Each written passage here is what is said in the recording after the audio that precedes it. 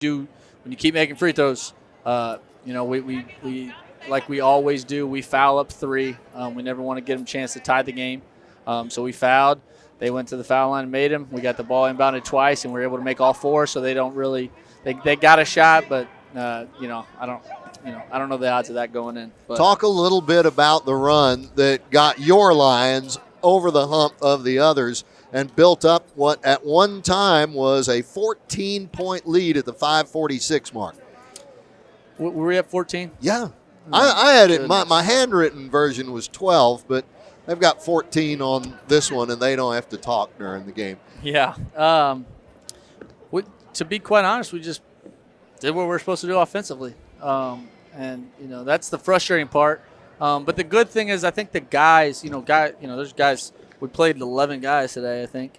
But guys on the bench see what it looks like, too, when it doesn't work. And the guys, when they're in the game, they feel when it doesn't work.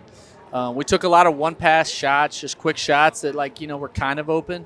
But that team's so well coached, like we talked about in pregame, that they made you guard for 20 seconds at least in the shot clock unless you made a mistake, and then they'd shoot an open shot. But they made you guard defensively. So if you come down and shoot one-pass shot again, that gets really hard to keep guarding. And then your offense, you get no rhythm to your offense. So it was good to get some rhythm. I guess is the best thing. We just had some rhythm and flow to what we were doing. And at the end of the day, man, it's just great. It's hard.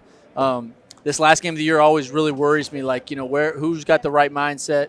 I think it helped us playing at home, obviously, because we were able to find a way there at the end. When you watched the film on this, saw the UT Tyler game, that probably was a good attention getter for your guys, especially defensively, when they saw what Matt Wilson could do. He and I believe it was Evan Anderson that had 21 each in that game. But when you see guys filling it up on film, it gets your attention, right? Yeah, if you look at this, he was a main key of ours, and we let him lose. I would like to redo 3 possessions in the first 3 minutes of the game, where we didn't guard all the action we worked on the last couple of days. We weren't game ready yet to start that game, and he gets 2 threes right away. Okay, but he takes 25 shots to get 28 points. And he has 4 turnovers. I mean, we did a good job on him, to be honest with you. And some of those missed shots, that's when we go on a run. We're running good offense, ball starts going down, and we continue to make them shoot long jump shots, long twos. When those don't go in, and we have some, that's when we built that 14-point lead and just held on for our lives. Tell you what, all your bigs were in a battle down low underneath the boards. You were behind on the glass most of the game, but, Coach, as we look at the post-game box, and dead even, 30 rebounds apiece. Yeah, we finally – we missed so many shots in the first half. I literally said it's not physically possible that we don't – one offensive rebound doesn't fall our direction because we missed so many shots. But the problem was we weren't doing what we were supposed to do. We weren't crashing. We were just – saying, okay, we missed a shot. Let's go back on defense. So we challenged them on offensive rebounding and literally just running off, just passing the basketball and running offense. And they responded to both of those things. You talked about this in the pregame conversation. You wanted to make sure that, whichever team was the most locked in, and maybe in the first half your guys weren't as locked in as you wanted them. No, but, we kept scoring. They scored 29 points. We weren't very locked in, but they only scored 29 points. Right. That's our abilities on the defensive end. That's crazy. And, Clay blocks 4 more shots. He just erases stuff at the rim right now. And what's so hard, what's so unique about him is it's not coming over from the weak side. He gets those too. But to block shots on the ball, when you're guarding the man going up, and to stay down and be disciplined enough to wait till he jumps and be the second in the air.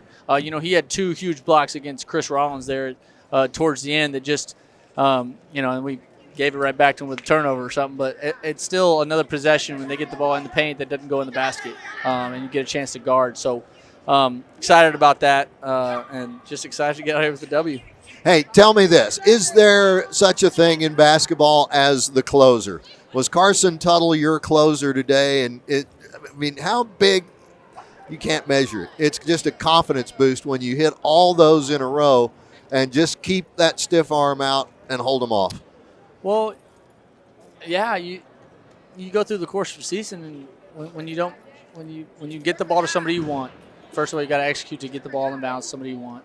And he's got to make them. Yep. Right? And if he doesn't, you have a chance to lose that game, or, like we did tonight. If Carson misses, the front end of that 1-on-1 was 9, who knows? We're having a different conversation here. We're not feeling as good the next 8-9 days until we play again.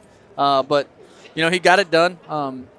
The game flow, he was already 5 for 5, I think, or 4 for 5, 4 for 4, something like that. He had been shooting the ball well. So that's why we tried to inbound the basketball to him to put him at the foul line, and he stepped up big for us. How about the defense of Jairus Roberson today? He played 25 minutes. Coach, my eye is untrained, but it looked like this was one of his better defensive games. Yeah, no, he's been good defensively. That's why he's playing. Even when he was 1 for 7 to start this game. It doesn't matter. If you keep guarding, you get to keep playing. And, he only took 2 shots in the second half, made both of them. We got unselfish group, because a lot of guys, different guys scored. So like Tuttle ended up got a night getting to the foul line. Alk had 12. Just very evenly distributed, and having 9 points off the bench from Jairus. Just finding a way to get it done. Coach, what do you tell these guys after the game heading into the break? I mean, they had to fight, scratch for every bit of that, and now they get a full 7 days off. It was just a huge 2 weeks for us. We talked about going into this stretch. We knew it was going to be very difficult. You play 6 games in 14 days.